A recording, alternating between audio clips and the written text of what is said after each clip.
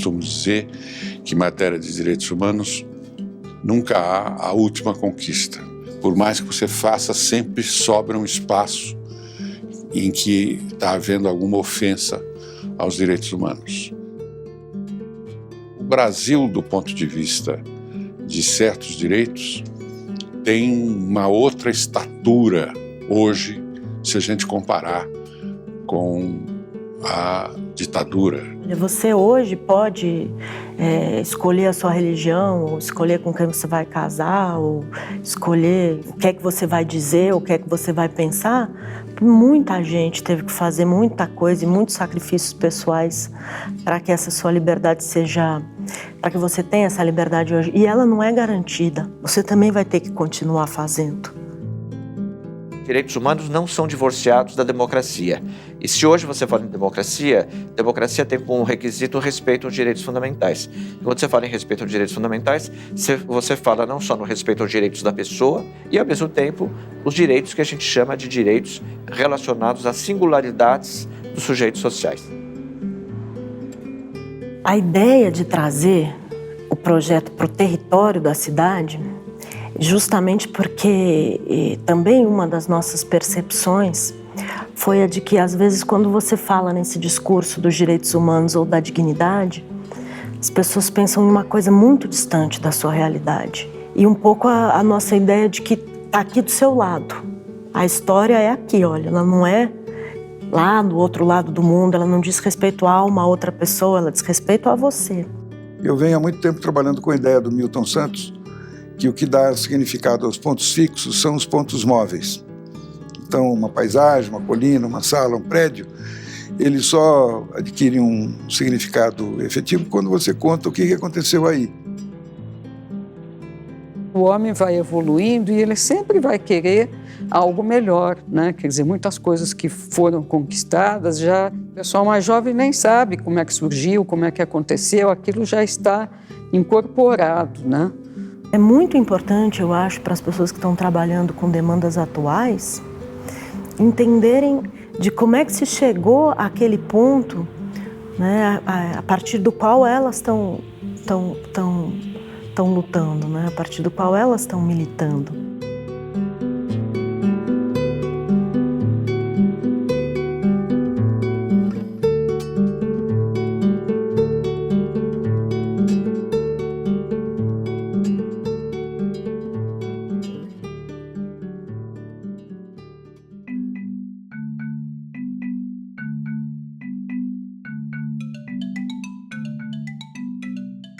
Você tem que pensar a cidade como um todo, você tem que pensar a cidade como a forma de você viver com dignidade, porque sem moradia digna, você não tem um endereço definitivo para onde você vai no final do dia. O ser humano tem que ser tratado pelo completo. Tem que quer que a cidade seja construída na sua fase horizontal. Se construir uma casa lá em Itacoaxetuba, outra lá no Jardim Ângela, tem que construir outra aqui no centro também. Tem pobre na cidade inteira. A necessidade da cidade, ela é uma só.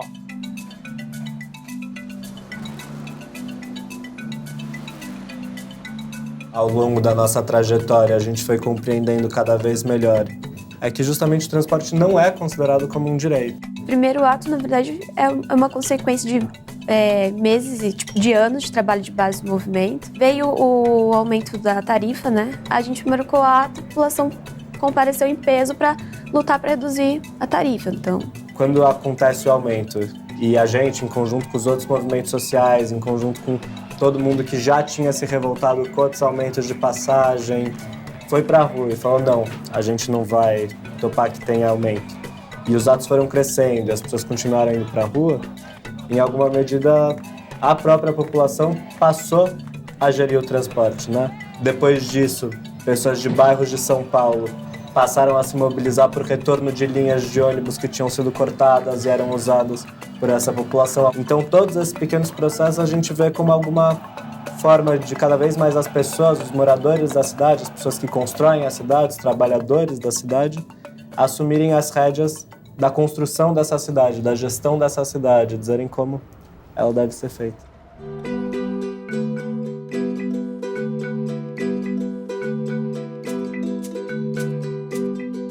A Marcha do Migrante ela é um apelo do Fórum Social Mundial de Migrações.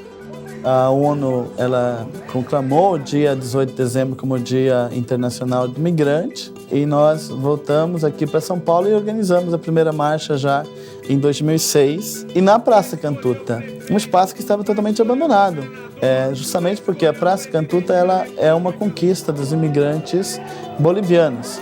Hoje nós temos um outro exemplo que é a Rua Coimbra. Essa Rua Coimbra está sendo transformada num patrimônio cultural da comunidade boliviana na cidade de São Paulo, disponível para todos os povos que queiram conhecer.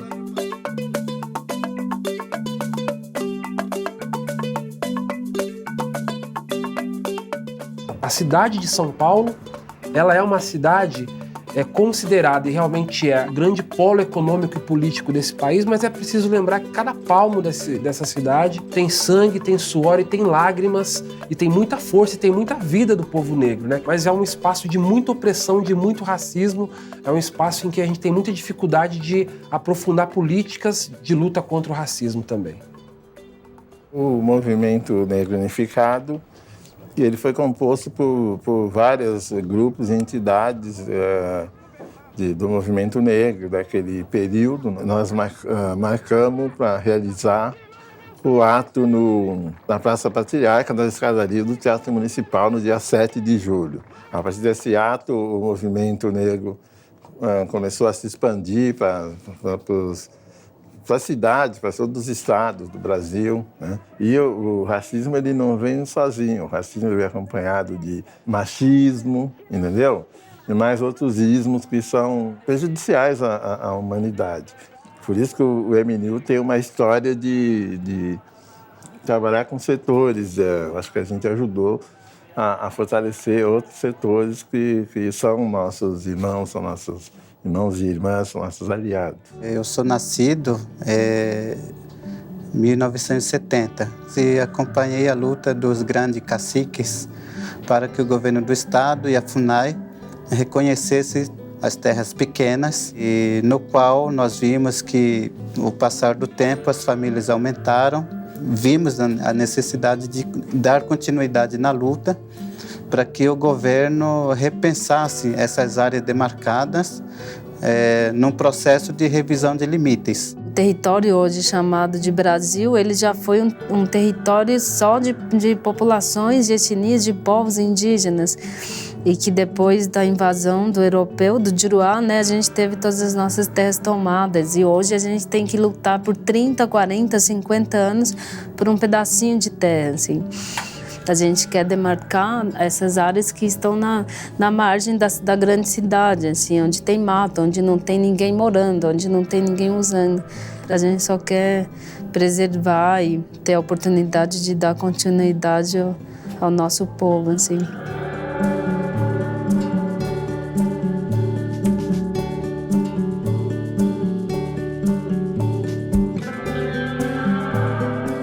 Uma parcela significativa dos trabalhadores de Osasco trabalhava e estudava. Então eram as pessoas que estavam também habituadas a pensar. E isso fazia com que o nível de consciência crescesse. Tudo isso ajudou a desenvolver essa consciência crítica dos trabalhadores. E dentro do próprio movimento sindical que buscava uma unidade política, ele gerou a divisão. Então, a formação de uma central única foi frustrada naquele momento. Daí para frente, a caminhada foi difícil, mas a CUT teve 10 anos, pelo menos, de ascensão, mas depois acho que também ela foi atingida pelo vírus do poder e também foi bandeando de lado.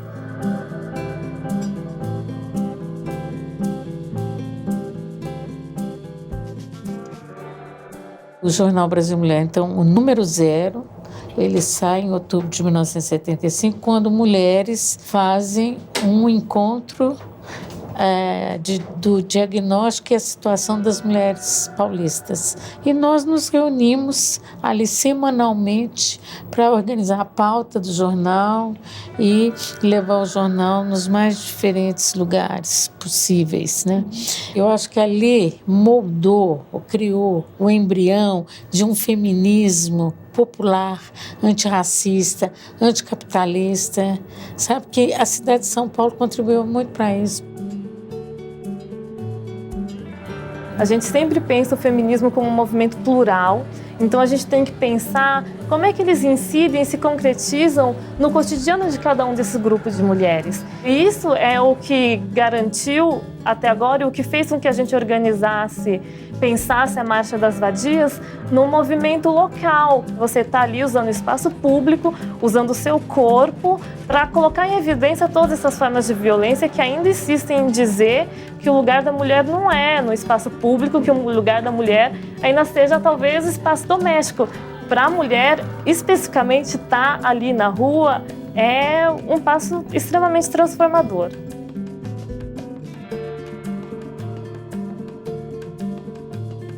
As paradas surgem no mundo em 1969 e a partir daí começa uma luta, começam movimentos sociais. Em 1996 é feito um chamado para que as pessoas participassem de uma manifestação. E a partir daí, em 97, nós ocupamos a Avenida Paulista. A Avenida Paulista porque ela é palco das grandes reivindicações dos grandes movimentos sociais. A missão primordial da parada é a questão da visibilidade da comunidade LGBT. Naquela época, as relações homoafetivas não eram reconhecidas. E hoje o que nos falta é uma lei que puna os requintes da homofobia. Infelizmente, é uma luta que nós travamos de uma desigualdade muito grande, porque nós somos perseguidos, não temos apoio do poder legislativo. Todos os nossos avanços são através do judiciário. E esses avanços, eu quero frisar uma coisa, não é uma busca por privilégio, é uma busca por igualdade de direitos.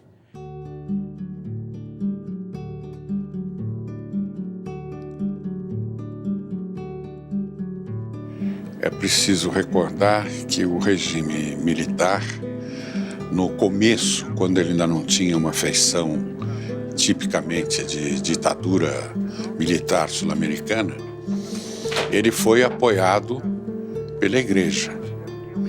E nesse regime ditatorial, os direitos humanos praticamente eram desconhecidos. Ninguém tinha nenhum interesse da parte do governo em respeitá-los.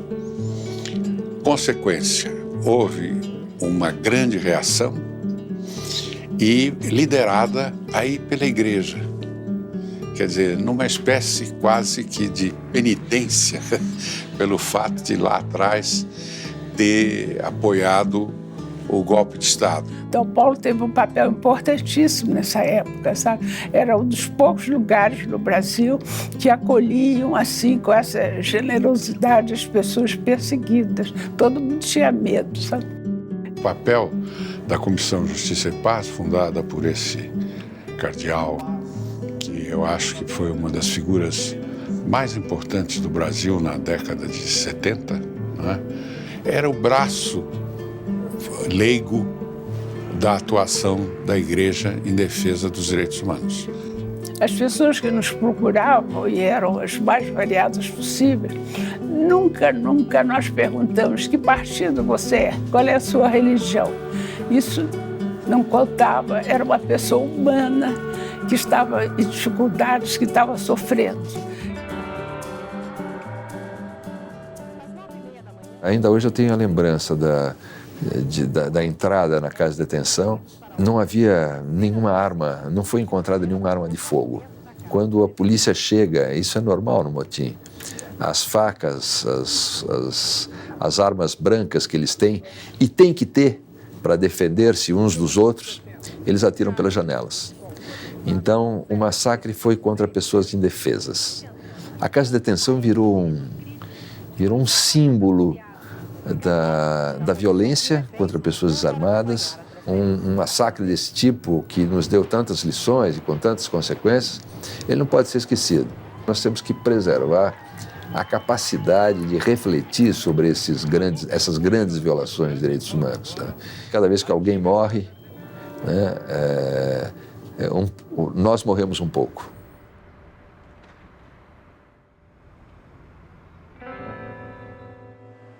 O Ministério Público Federal já vem trabalhando com o tema da ditadura e da busca de reparação para as vítimas, da busca da responsabilização dos acusados de cometer esses crimes. E nos 50 anos a gente pensou em algo mais leve e algo que comunicasse mais com a população. A vontade foi de trazer arte para dentro do Ministério Público Federal para lembrar os 50 anos do golpe. E eu fico satisfeita dessa exposição ser no Ministério Público Federal, porque a sua vocação primordial é a defesa dos direitos humanos e é a defesa da memória, é a defesa dos direitos sociais, dos direitos coletivos, dos direitos culturais. Então, os direitos humanos existem e estão aí para ser protegidos.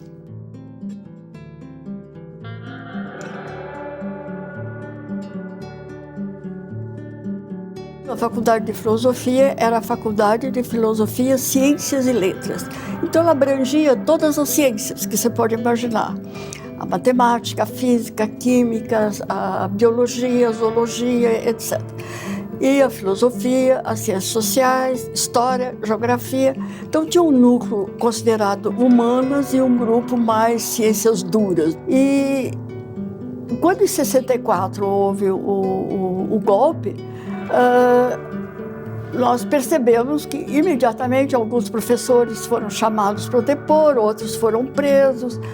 Isso foi um clima que foi radicalizando realmente e em 68 culminou com essa batalha de 68, onde a ditadura já estava realmente num combate feroz, digamos assim, contra que para nós aparecia como contra aquilo que era uma elite intelectual do país. A batalha, na verdade, já era uma parte constante, porque havia o fato de que no Mackenzie o grupo de direita, de extrema-direita, se juntava no Mackenzie. Então, elas atravessaram uma rua e começava a briga, né? E era uma briga meio constante. Eles invadiam, tanto que a uma certa altura, que foi quando a coisa começou a radicalizar, se fechou a rua e havia vários esquemas para não deixar a polícia chegar, porque já estavam esperando que isso pudesse acontecer. E outra coisa foi que os alunos ocuparam a faculdade para impedir que ela fosse invadida pelo CCC, né? Depois disso, a polícia e o exército ocuparam a Maria Antônia e as aulas foram passadas para o campus da cidade universitária.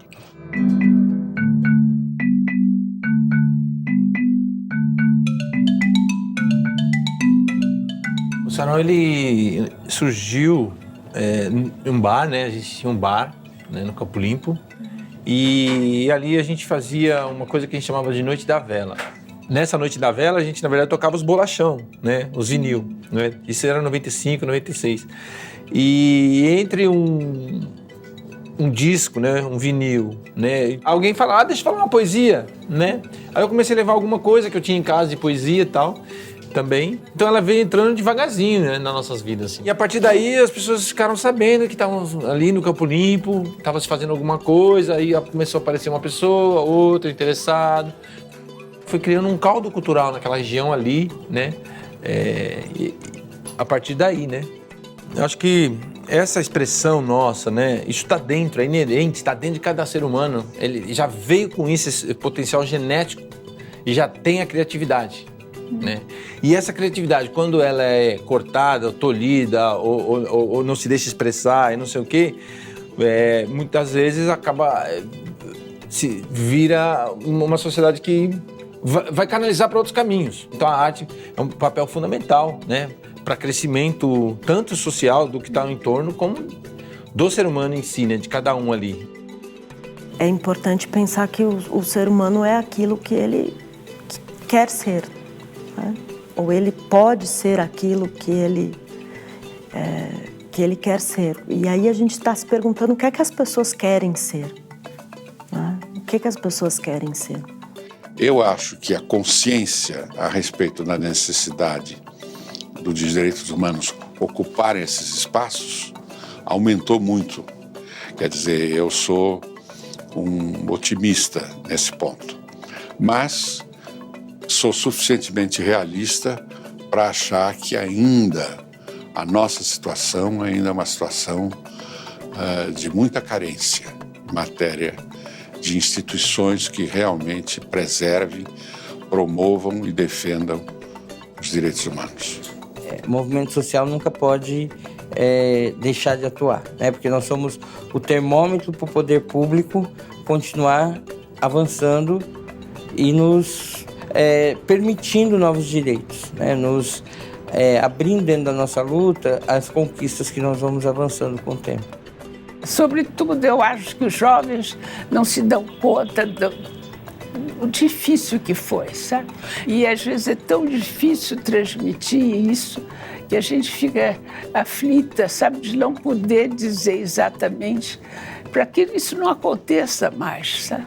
A gente vem somando, né? Nós somos uma nova frente junto com um rol de feministas históricas muito intenso. E eu acho que no âmbito coletivo a gente não pode negar hoje como o feminismo está realmente em pauta. A gente está sentindo uma grande abertura para tratar essas questões junto com a juventude, junto com outros movimentos sociais. Acho que é uma mudança muito intensa. A existência do povo negro é uma existência política, né? A presença negra num espaço em que só o branco está, em que só quem tem dinheiro está, isso afronta pelo conteúdo e pela forma. O Brasil sofre uma escalada de violência racista. Então é muito importante a reivindicação da identidade. Uma identidade de periferia, portanto periférica, portanto de classe e portanto de raça. Isso é muito importante no processo de luta do povo brasileiro. Eu acho que a gente passa por um momento novo, que é o momento em que as cidades começam a ver os imigrantes como pessoas importantes, que contribuem, que são sujeitos e com direito de participação, né? Nós queremos uma sociedade que respeite as suas diferenças, que reconheça a dignidade dos outros, e para isso nós precisamos fortalecer a sociedade civil. Quer dizer, todos com a ideia de que direitos humanos é uma agenda comum que pode ser enriquecida com diferentes perspectivas. Se a gente fosse se envolver só nas lutas que nos dizem respeito pessoalmente, acho que isso teria muito pouco a ver com a ideia de direitos humanos, que é justamente a perspectiva de que uma violação de direitos humanos contra qualquer pessoa, em qualquer parte do mundo, é uma violação à minha dignidade. Identidade está sempre em construção, né? Não é uma coisa que está pronta, né? A gente não está pronto, a gente está sempre em construção, está sempre, né? Nossa identidade, ela é no gerúndio, ela é ser o que se é sendo, né? É uma coisa que ela está em constante evolução e construção. Que a gente é responsável do futuro, então tem que trabalhar hoje no presente para construir esse futuro, né? É você criar uma sociedade mais justa, né? Mais fraterna, mais tolerante, né? E com um ideal, sabe? Eu acho que a gente não pode viver sem um ideal, querer uma coisa melhor para si e para os outros, sobretudo, né? Eu acho que senão não vale a pena viver.